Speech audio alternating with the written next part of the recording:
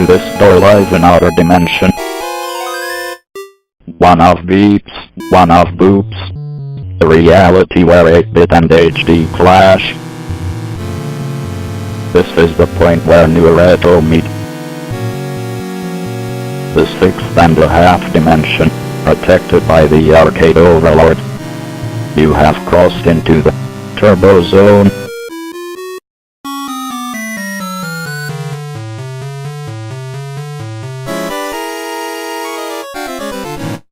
Looking at the cover of Crystalis, or Crystalis here on the NES, whatever you want to call it, I was drawn to this cover. This is the reason why I bought it. The cover just evokes this sense of adventure. You see the main character, he's down in some kind of a forest or a swamp. He's surrounded by like 3 monsters, and it just looks it looks amazing. I would love to have a poster of this cover. So, I guess the question is does this cover represent the game well? And let's find out.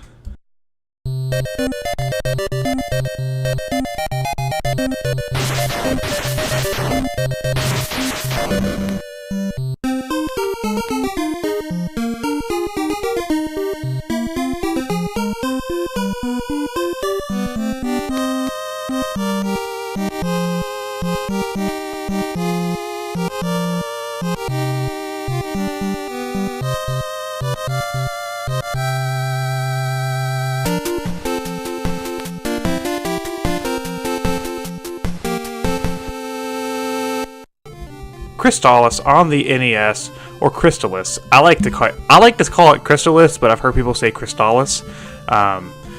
This game, it really strikes me as being unique on the NES because while at face value it looks like it could be your average everyday adventure fantasy game, this game actually takes place after the apocalypse. This great war has struck, and the Earth was like fucking destroyed, and now mutants and monsters live on the surface.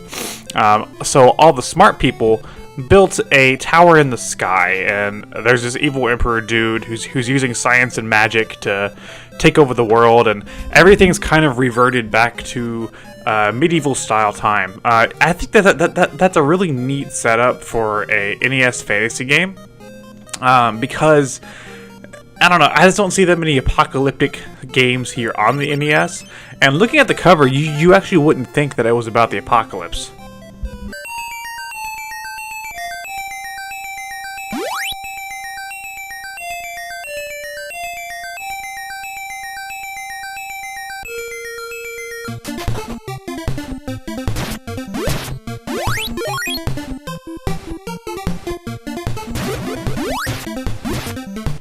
Developed in 1990 by SNK, good old Crystalis here, or Crystalis, is a hybrid of an RPG and almost like The Legend of Zelda. While you're playing, it looks and feels a lot like the original Legend of Zelda, which makes perfect sense because that game was so influential. But it has a lot more RPG elements. There's a lot more equipment to get, there's a lot of leveling up, a lot of magic to get, and it's your standard action-adventure RPG. You're going to be going through dungeons, you're going to be fighting monsters, solving some minor puzzles, but what really surprises me here is just how deep this game is. This game, it's really close to being to the level of like maybe like an SNES game, with the quality of the game itself. A lot of RPGs on the NES suffer from what I like to call Final Fantasy I fatigue, where Final Fantasy I is a fantastic game, don't get me wrong, I like that game a lot, but it just hasn't aged as well. So it's really hard to kind of get a sense of direction in that game, or kind of, understand where you're supposed to go, or like what you're supposed to do next. And Crystalis, I think, is a lot better about that. The game, I never found myself really getting lost. I never found myself really kind of like wondering what the heck I was supposed to do next. So in that regards, the game itself has aged pretty well.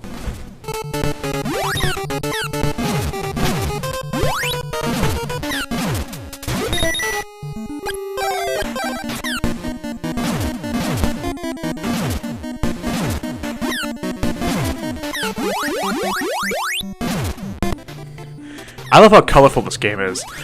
Granted, it's an NES game. A lot of NES games are colorful, but I'm a huge fan of like the NES fantasy games. Like my favorite Zelda game is Zelda 2.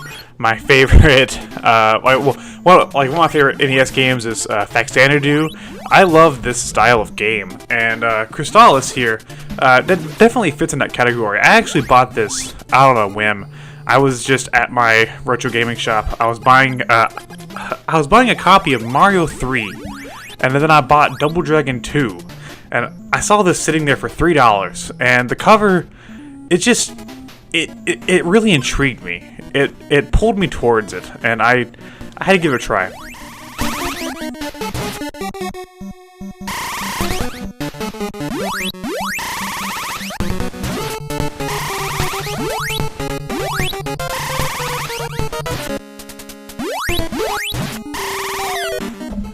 The main character, whoever you name him, looks like he is in some kind of a 80s workout video.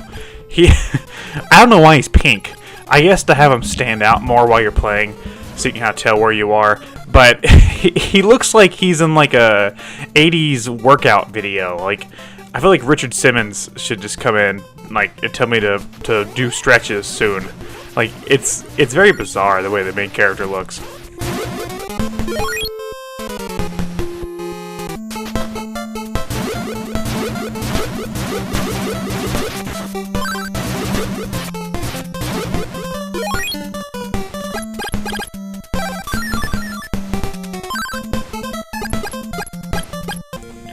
But I really do like the world presented, and like I said, it's really neat to see a post-apocalyptic style game on the NES. Crystalis is a pretty good fantasy game on the NES. Yeah, sure, it doesn't look the best because it's in like NES game, but I think this game is often forgotten.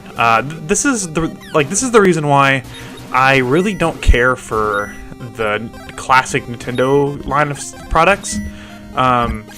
Because this is a game that could have easily made its way to the NES Classic for people to enjoy, and it's not included there just because people don't really know what it is, even though it's a fantastic title. And that's my issue with like the NES Classic consoles, is that they only put the stuff that people are nostalgic for. So, I mean, which would you rather have, Excitebike or Crystalis? I think the answer is Crystalis.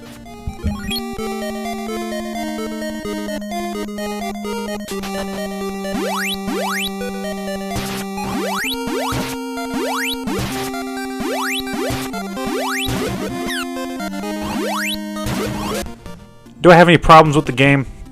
It suffers the same thing as every NES RPG. There's some grinding. You get to points in the game where you'll encounter an enemy that's way too strong, and you can't do any damage to it. So you're going to need to grind to get your level up. But almost every RPG type game on the NES has that. I mean, Zelda 2 definitely has that, and that's like one of my favorite games of all time. So that's something you can kind of look over. It's it's kind of expected with a game from that era. But other than that, I don't see much wrong with this game. I love this game's soundtrack. I love the soundtrack. I love the game, the way the game's like presented.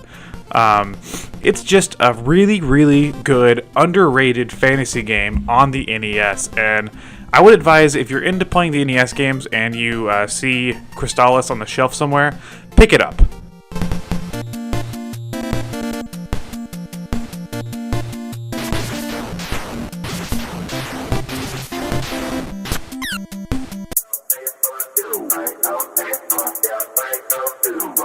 Hey geeks and gamers, TurboBot90013 here. Remember to subscribe to the Turbo Zone for more content. The Arcade Overlord, thank you. Stay retro. Turbo Zone.